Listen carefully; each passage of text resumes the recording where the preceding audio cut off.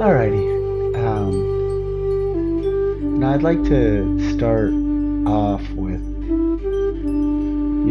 one of the things that I find very beneficial to any trauma response, to any healing process, is the practice of meditation. So first I'm going to start with defining my definition that I attach to for meditation. And this goes all the way back to Buddhist, the simplest definition.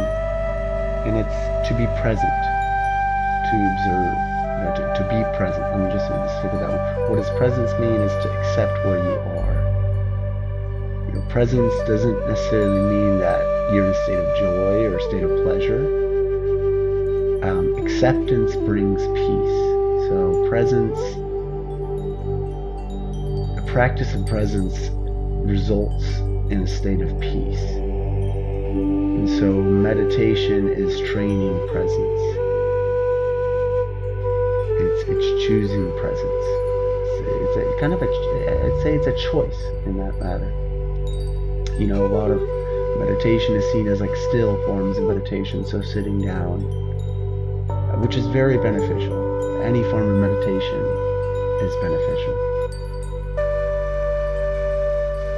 So to start, just pay attention.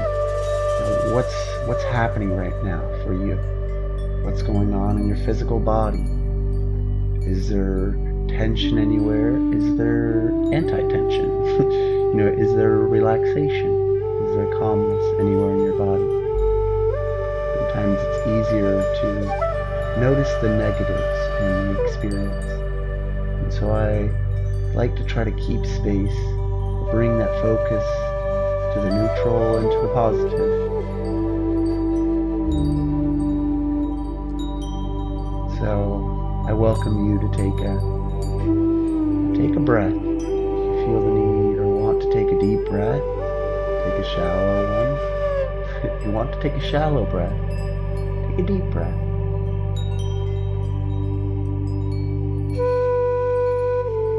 And once again, choose to observe what happens in that for you. What's going on? Maybe it's a whole lot. Maybe it's a whole lot of nothing. Wherever you are, that's where you are. So over the years for me, from my own sexual abuse from when I was a child, that practice of meditation has rewarded me greatly. What will it bring for you? It will bring you peace. It will bring you freedom. It will bring you elevation. Put it this way, when you look at people and you see something that you desire in that person, so we're going to pinpoint on like sexuality. If you see someone flirting in a free, respectful, loving way, whatever way it is, that's what you can have. A version of that for yourself. So be in that. See those things. When you desire, want, allow that to take a place in your being. Those are beautiful sources of inspiration and motivation. If you feel a sense of wrongness around that, it's okay. Observe the wrongness. I say, I'll speak for my own thing. I've encountered lots of wrongness in my life. Lots of wrongness around sexuality, and I probably still will. But I feel like I can say with strength that I don't experience it like I used to. I can say that with observation certainty that I do not experience wrongness in the volume that I used to experience it as. You can have that if you experience wrongness, if you experience disconnection, if you experience disgust, if you experience extremeness and negativity, any form, shape, you can free yourself from that. And in what I share, I hope that it gives you insight to get to that point. I'll say this is everyone's journey is different. Some people will go through it much more quickly, and some people will go through it much more slowly. And so be mindful of that process. I, years ago, was blessed to come and to recognize that. And so I noticed how having this expectation of I'm to grow this fast, I'm to go through my life at a certain rate other than what rate I'm going at, causes suffering because it's not acceptance to where I am. So if you want to experience more freedom, accept that those expectations get in the way of an experience of freedom. There's a difference between wanting something and expecting something.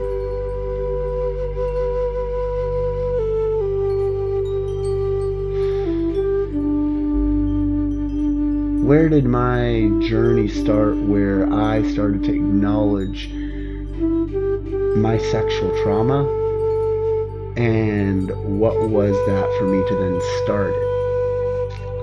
It goes all the way back to when I was when I was around 21.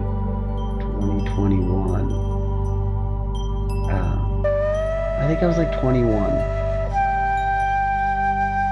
And I started reading self-help books at that time in my life. I started a business. There was a lot of things that were starting for me, and that was when I started to scrape the surface, when I started to acknowledge that wound in a different way. It was acknowledged in my past, but I was unwilling to look at the emotional damage that it had caused me. We go through these traumas. If you know you're watching this, so there's a part of you that has come to accept that. That's beautiful. You know, give yourself a hug, give yourself some love in that acceptance. Any love that you can give to yourself for where you are is only going to fuel you for more. It's going to prepare you, excel you, motivate you, inspire you for more.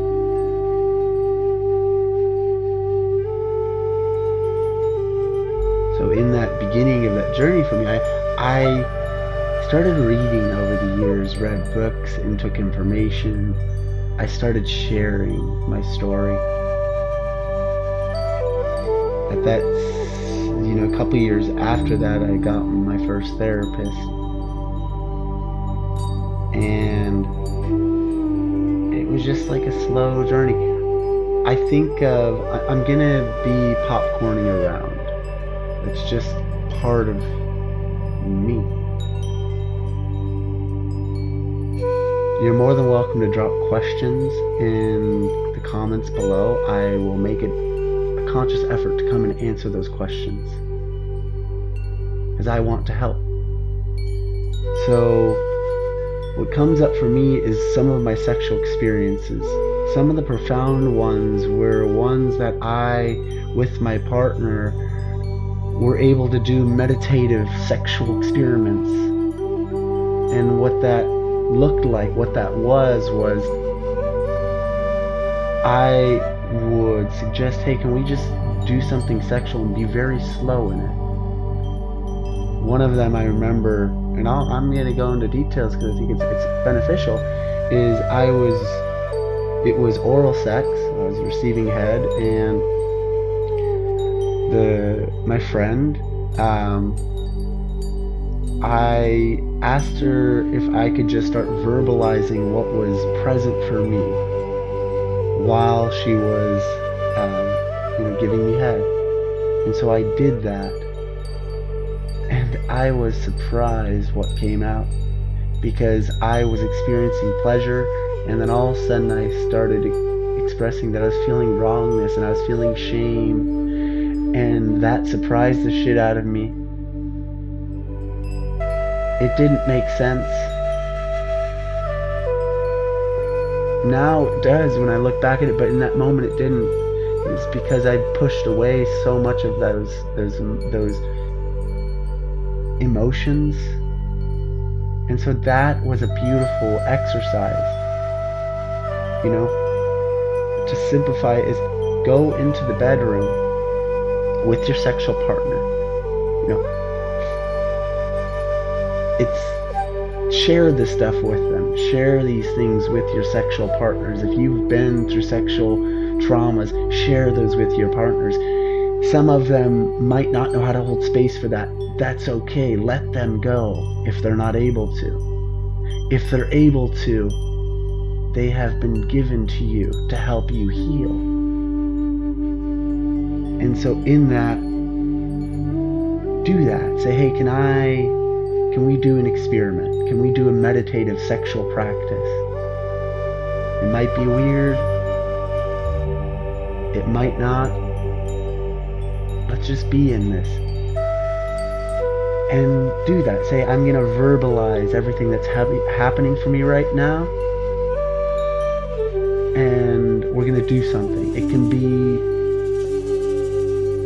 just watching one else in their sexual body.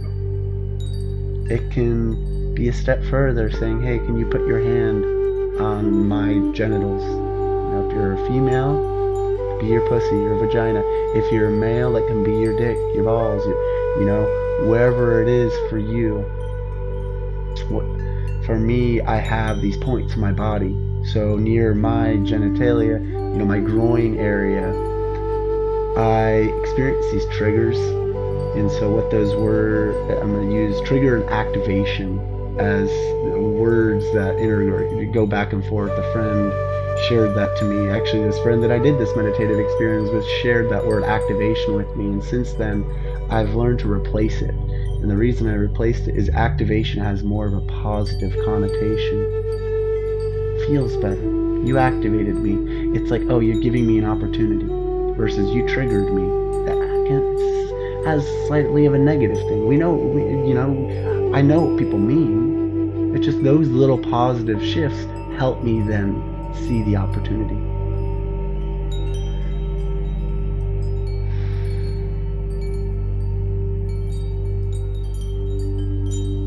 Yeah, and so in these practices, be present. Utilize that meditative free techniques there. A book comes to mind, Sex Magic. That book talks about being present, giving your genitalia a name, giving your sexual organs a name, and I fully support this. The name of my genitalia is Bomba. It's silly, it's playful. That's the purpose. That's the meaningful value. It adds a positive emotion to all the negative shame, from all that negativity, from all that hurt that my sexual abuse attached to my genitalia, to my sexuality.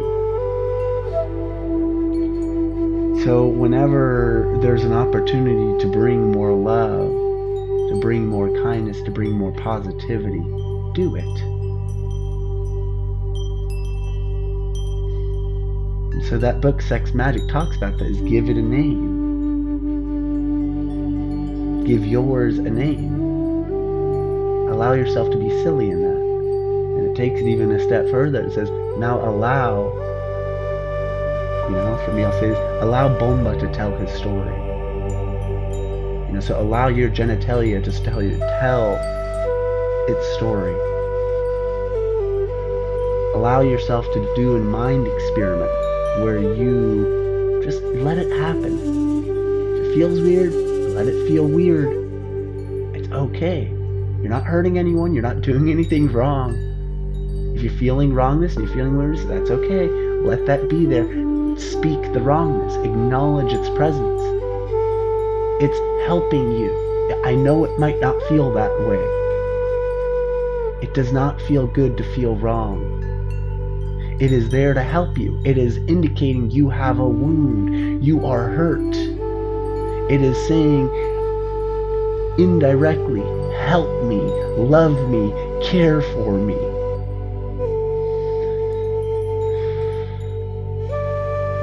That's what all of my healing has taught me, is when I see those wounds, that's what it's saying. When we see an individual, let's say when we see a kid hurting, we get that automatic response of wanting to help them. And so utilize that. That's what I've learned to utilize that simple reaction. We can change our reaction to how we experience our emotions. And over again, I've done that. I've gone to my wrongness and I say, I hear your stories. I hear your screams. I hear what you're trying to help me see. And then it says, oh, thank you. Thank you for seeing me. And it starts to melt into me. And it gives me its power. It gives me its strength because it says, this is what was meant for you. And I say, oh, thank you. And I get to sit there for a moment, and I get to feel loved, and I get to feel special. Because that's what was taken from me at a very young age. It was me feeling special in who I am. That's you. You are special. And if you don't feel special in who you are, because you have these traumas, you have these wounds that are hurting, and behind all of that hurt is your specialness. It's you, without any of that hurt, or with it all, saying, look at me, I can have been hurt, and I can be strong.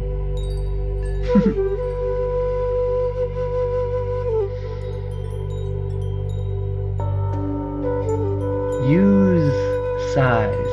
So there are these emoting skills that I've learned.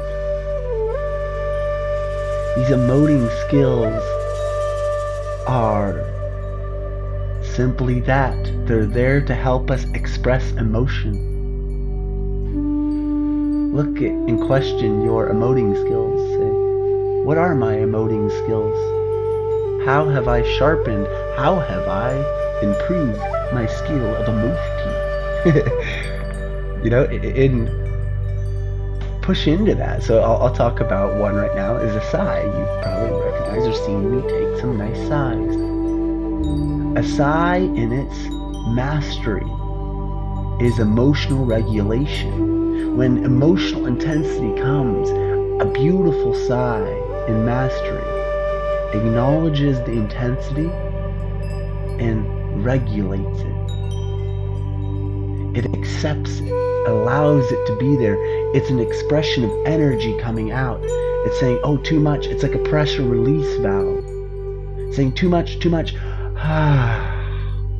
and it just like lets it out. It's like some steam evaporating out of a steam pot that says over 15 psi. I can't go that much, so I'm going to release. That's what a sigh is in its pure form. And so if when you sigh, you don't fully experience that, look at what's holding your sigh back. You know, so when it comes to mastering the skill of sighing, it's more of learning to let go of the wrongness around the sigh. So for me, I look at it as like before, when others would sigh, I would judge them. and so indirectly I was judging myself. I would shame them, so indirectly I was shaming myself. And so as I've learned to let go of that shame, let go of that judgment, let go and forgive myself that I did that to others before, I then can feel and be in a sigh with grace, with acceptance, with presence. Yeah, bro. Yeah, I can be here. I can be fucking strong. You know, one thing I'm gonna bring into this is being a man. What does that mean? What does it mean to me to be a man? It means to be powerful in that shit. You know, to utilize, to allow myself to be a warrior. To recognize my power. To see that physically, I'm stronger. You know, there are these other aspects. I'm still figuring that shit out. Now this brings up another element that came up through my sexual abuse. And that was fear of masculine energy. Fear of being powerful. Fear of being the dominator. Fear of dom. If you know sexual terminology. I had fear of that, and that was, at least to my understanding, to rational understanding, was when I was a kid, I knew what my older brother was doing wrong in some part of myself, and I didn't want to do that. I did not want to inflict fucking hurt or pain onto others in the way that it was inflicted onto me. And so part of me created this belief of like, I'm never gonna fucking do that because that was so wrong. And so now I'm just going to fear it. And so I was scared of that. And it goes beyond my sexual abuse with my brother. It goes to my dad and the demons that he had, the traumas that I took from that I got from my dad. And so this fear of being powerful. And so how that displayed itself for me in the bedroom was I was fearful of being the dom, fearful of taking control. Doesn't mean it didn't happen. I just consciously didn't let myself go there and be free in that. And so, again, with my friend, I'm gonna give my friend, I'm gonna call her E. E and I did a couple different experiments. One time in the sexual arena, I say the sexual arena, in the sexual palace, the sexual temple.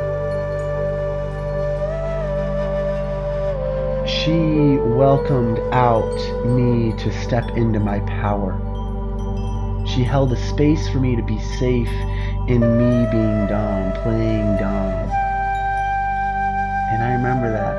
It felt so powerful, and I felt so safe in feeling powerful and being directive, you know, being the one that controls or the one that is dominating, the one that's in more of that power position.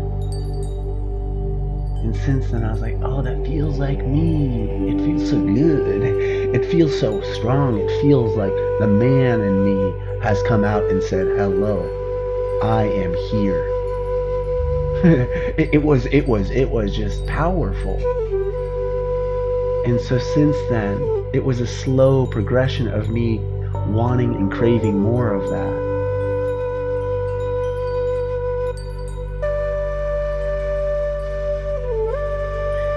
And so over the years, because since then it's been a couple years, I've had probably, I could count them on two handfuls of those experiences that I've had since then. And so I am so grateful that I've gotten to have those now. And if you have similar fears and you've had experiences in the bedroom that you feel very free in and you want more of those, you can, you will. You see how I'm not beating myself up that I've had this many? I've come to accept, it was what I was saying earlier, I've come to accept this as a part of my journey. If it was just 2 or 3 after the fact, I would be appreciative that I could have those feel more of them to come.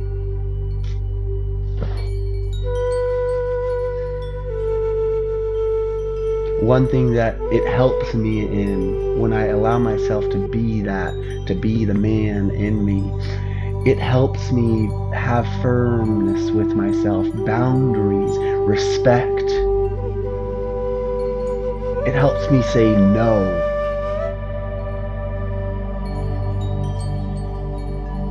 So now this brings up another element of my sexual abuse was I didn't know how to say no. I didn't know how to say no. I would allow my body to just be given away. I would just give and give and give.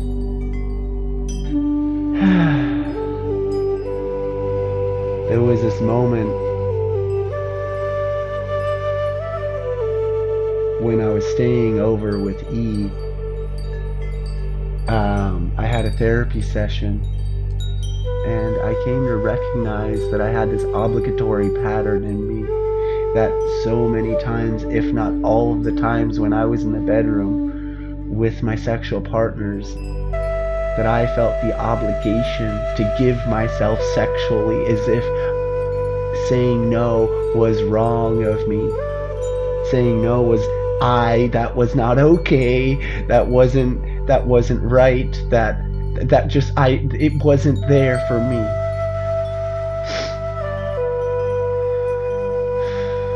And so in this therapy session, I came to uncover that, and I just cried.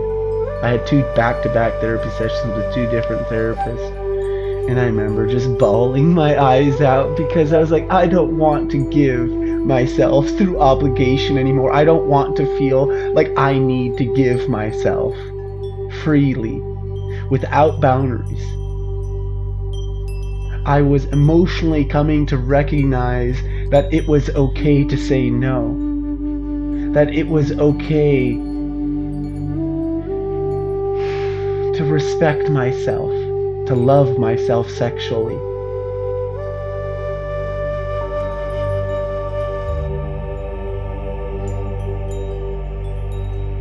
And so after that, after those 2 beautiful crying, that's another emoting skill is crying. Crying is an emoting skill, and it is so powerful of an emoting skill.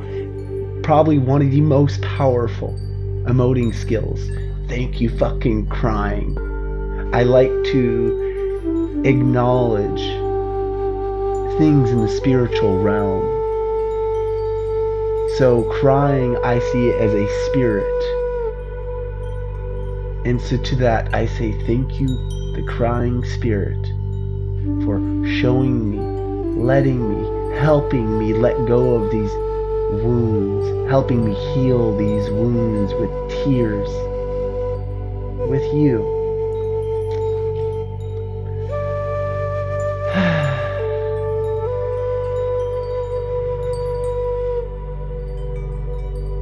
So following that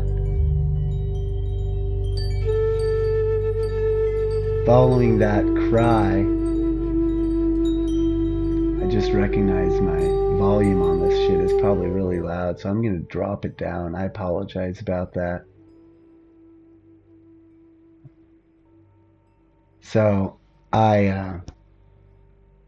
following those cries, things change the next day. It always happens like that. Whenever I cry, life just fucking pivots in this beautiful way. I get to experience less shame, less wrongness. I get to say no. I get to have my boundaries. I get to feel my power more. And so after that, I was able to say no. E was the first person I ever told in my life that I felt violated by. Thank you, E. If you ever watch this, I know you'll know who you are. You brought out so much of the wounds in me, and I felt a lot of that negative emotion with you, and I am so appreciative to all of that I got to feel. I know being on the other side of that wasn't always easy. You were nurturing me, you were loving me, you were helping me grow.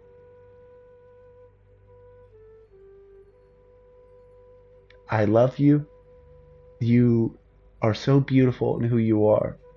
And thank you for helping me so much in my journey.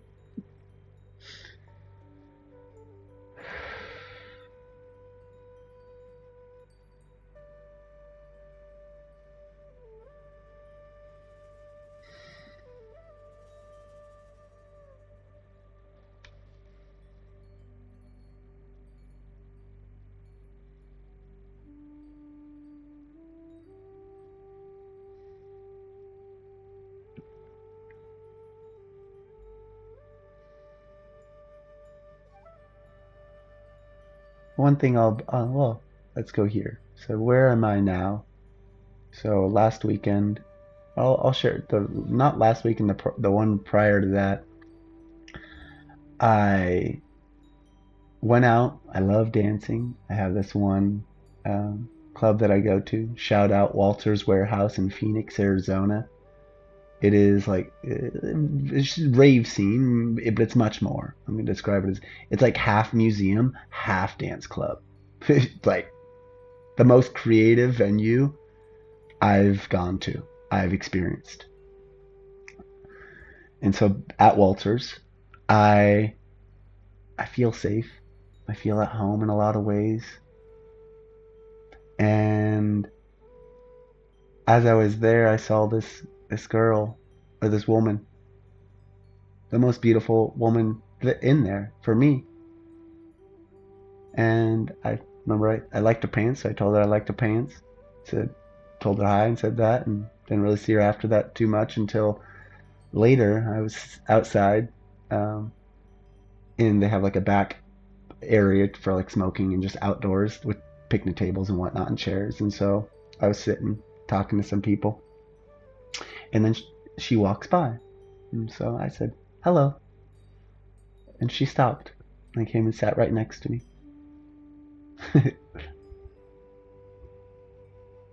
I wasn't shy. I wasn't overcome by anxiety.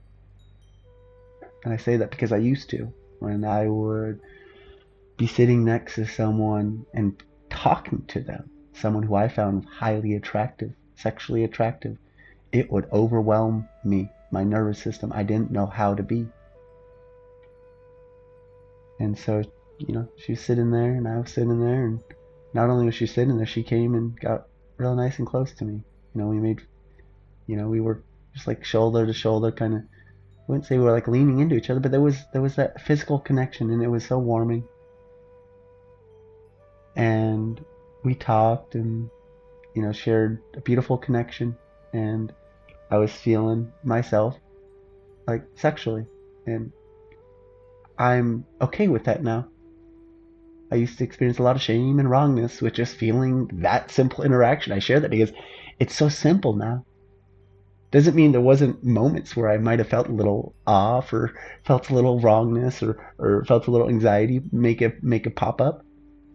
And I just breathe. And so by the end, there was moments in that I thought she was really beautiful, and I felt the want to give her a kiss. And now I'm learning to trust that and to communicate it respectfully. And so um, at some point, when we were conversating, sitting out there, side by side, I asked her, I was like, "Hey, can I give you a kiss?" And she looks at me, and this is where I like little improvements to be made. She was gonna say something, and I was like, "Oh, I just give you one on the cheek." I didn't let her talk, and so that's a little room for improvement to just let them respond. Because that's a little bit of my insecurity jumping out and utilizing words to then steer it in a way where I don't experience her saying no, or that's just a protective thing that's happening. And so after I said, even if it's a kiss on the cheek, she's like, yeah, and put her cheek forward, and I got to kiss her soft, beautiful cheek. And then we walked inside. We went to the. She said she got to go to the bathroom. I was like, oh yeah, I gotta go. And so I walked her to the bathroom.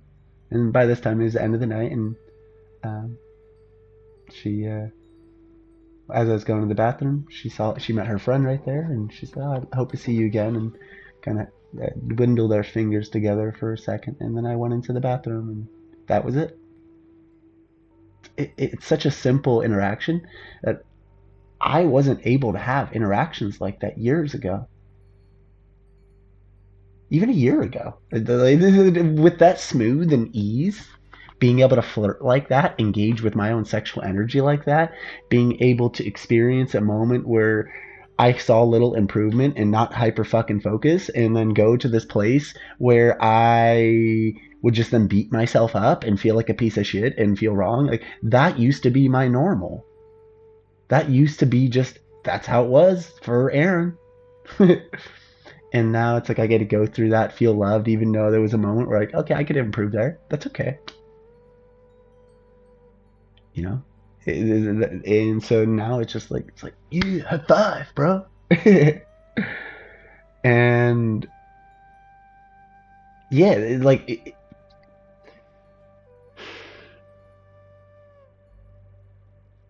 create visions.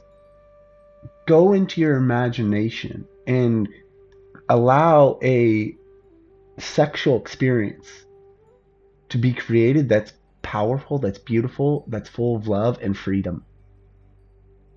Allow that to happen, to manifest within your mind, to be created within your mind. Again, I'm gonna say this, be mindful to have an expectation of when that's to happen. Let the expectation go. Acknowledge if there is an expectation, let it go. Being just allowing that vision, that imaginary vision, to be there. You can get there with my thing is always like, I want to operate in a respectful way. That's one thing that I'm very grateful for, in the sense of my nurturing aspect of who I am, my heart. I want to just ask, if I am having a really nice connection with the girl in the beginning, I think it's really respectful to just be like, hey, can I give you a kiss? Can I give you a hug? Can I put my arm around you? Can I touch your butt? These simple asks are nice. They're respectful. Some people might see them as unnecessary. That's cool. I think we're not mind readers. Maybe you might be able to read the energy. And that's okay.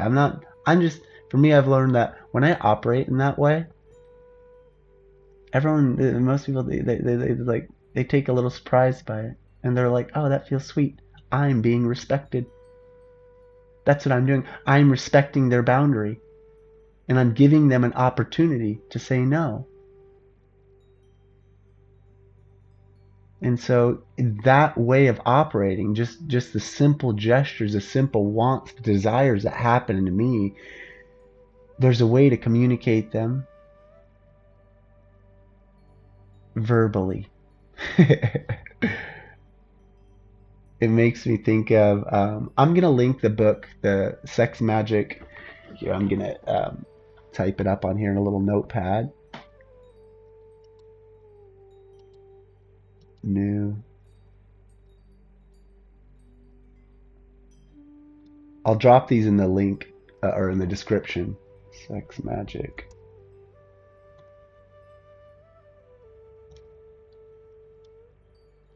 Then there was a podcast episode with Lex. Episode with this, I don't remember her name. I'll link the episode in the description. She modeled that ease, what I just explained to you, of like those simple gestures, those simple questions of respecting people. She did it in a different way, so I creatively took what she shared and then I utilized it in my own way.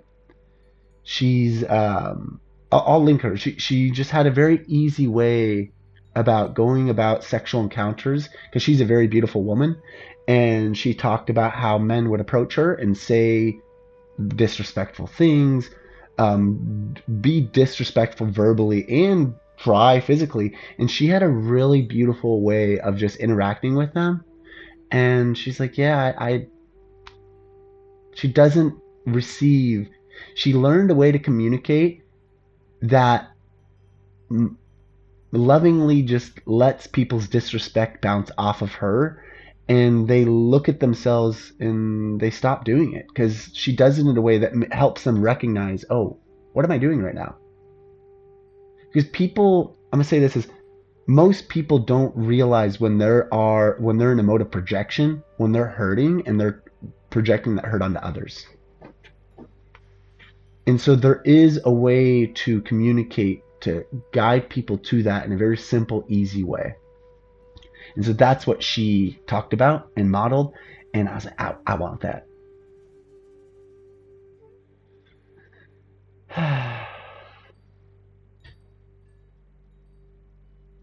Again, please throw in your questions in the description below. I will throw my opinion out there, what I think, what I feel about, I'm all for making sense of these things. My traumas fucked up my psyche emotionally at a very young age. And for the 31 years of my life, for the last 10 plus years of my life, I have been putting those pieces in their rightful places through, with the generous help of love, the spirit of love helping me in that greatly. And many other things, curiosity being one of them. Curiosity is such a fucking superpower. You can utilize it. It will give you so much guidance in life. Just ask questions. Ask stupid questions, dumb questions. Ask silly questions, weird questions. There's a book, I think it's called Going from Good to Great, and it's focused on business. It says great leaders ask great questions. You don't need to have great answers. You need to have great questions.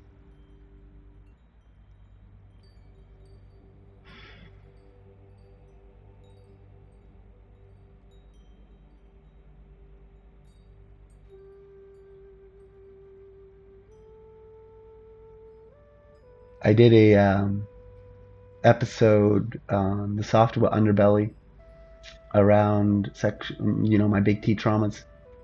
I'll drop that in the link below. Soft. And I talk about that in there. That moment for me, that was the first time I used my brother Sam, my perpetrator, by name in a public setting. I shied away from it for so long. I shamed away. The shame kept me from stepping into that. Since that episode, since that interview, I've been able to shed this layer, heal this layer of shame within myself, where it's so much more easy for me to be seen and show myself and trust myself.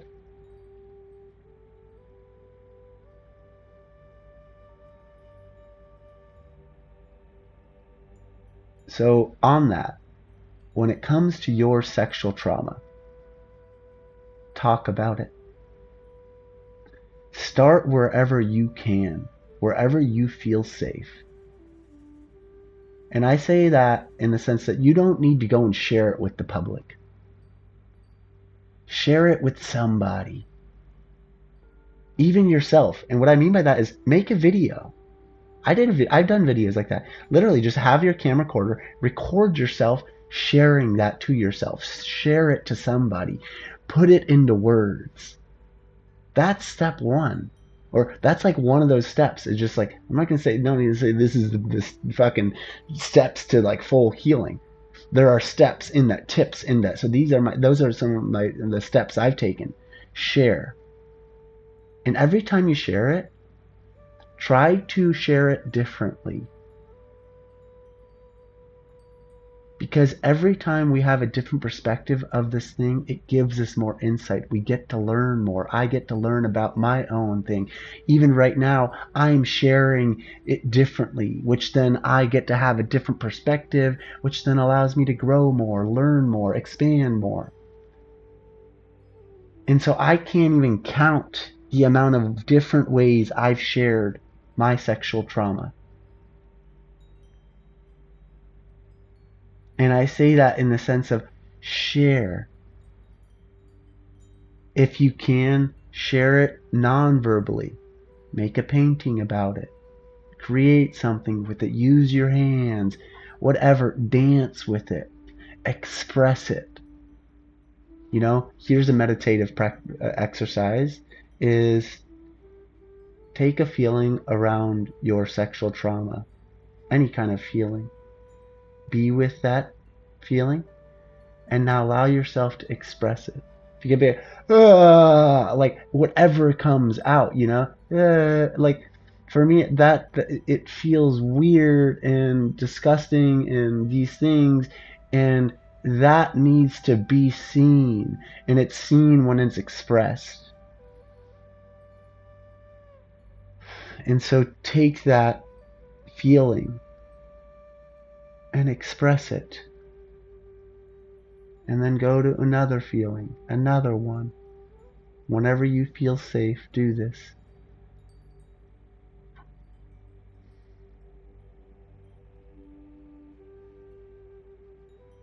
Right now I notice I'm like feeling a lot of my focus up here. I think, well, I kind of know why. I'm thinking. I'm utilizing my thinker in aspects. I think a lot less than which I used to think. I used to exist a lot in my thinker. I attached a lot of myself to my thinker. And so I lived in my thoughts a lot. Now I try to live in my body, my being, my heart, my hands, my whole body. I try to pay attention. I tune into it. Let it allow myself to be here.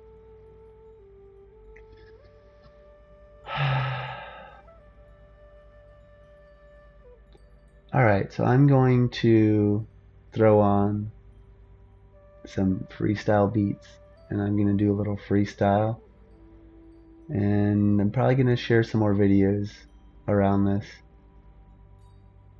So let's go, let's see this.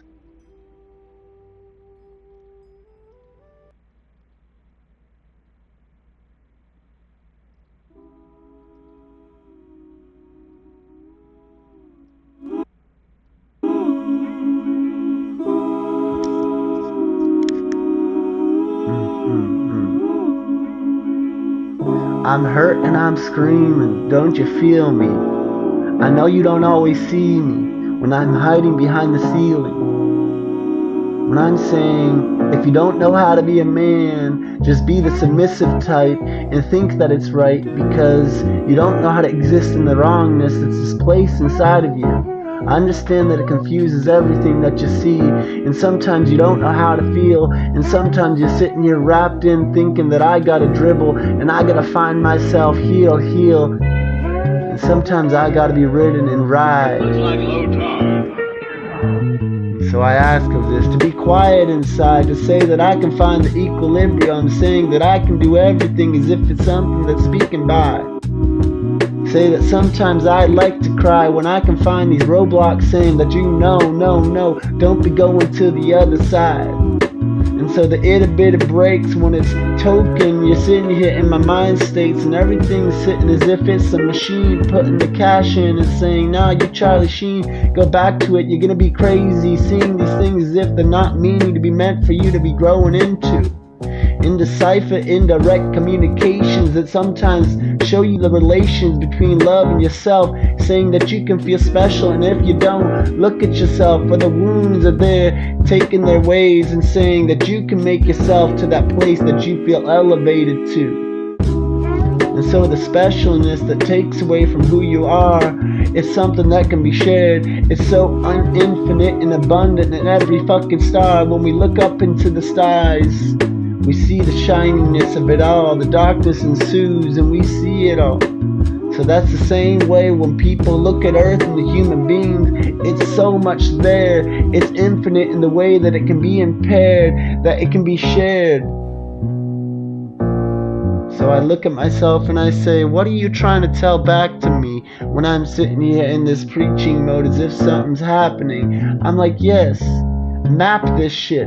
Course correction. When I see the ways to read this shit and I can listen to the captains that then pointed me back to it, I look at this map and I say, now you're mapping back to me. So I take my places and I take my meditative breaks and the sides that come back and say you can regulate. I take my map and I put my stars in it and I see the course that I must course correct and say sometimes the wind's gonna take me to a different place, but guess what? I got a compass in all of it and it can show me through the thick and thin. It can show me when the fucking burning is happening. It can show me when I'm suffering. It can show me when I'm sitting here confused and saying, how do I map the shit within? And I'm like, nah, go back to it. See the captains that are out there in the world saying that I can help you captain your ship. And so as I'm sinking, thinking, realizing, nah, I ain't sinking, I'm here, I am alive. It's just a perpetual state for me to sit in my own mind. And I'm like, nah, I'm not gonna be in my thinking no more. I'm gonna retreat to me and say that I'm home and I am free. And so in these words and thoughts and melodies, this rhythmic way that we can be, find yourself, say that I can be free. Sometimes those words are curses, but then if you observe, you can find that they are the power inside, the energetic state saying, here you go, recode yourself, program who you are. And so when I can fall to my side and I don't know how to try, I've learned to ask and say to my past and tell you as if I'm looking through the looking glass and you're on the other side. I say thank you, you've seen me, and I'm right here.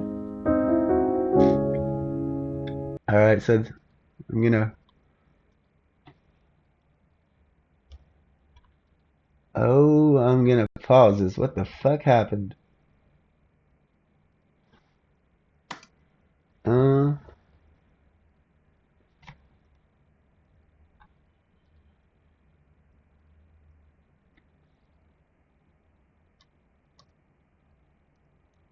I'm sitting here wondering how.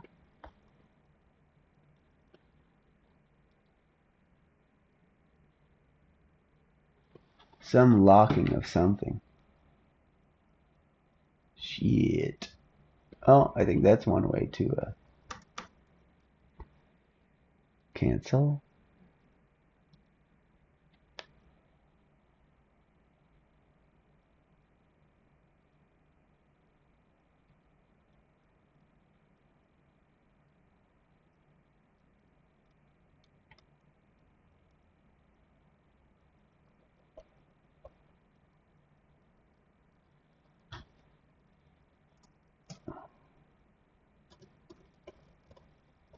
I don't get it.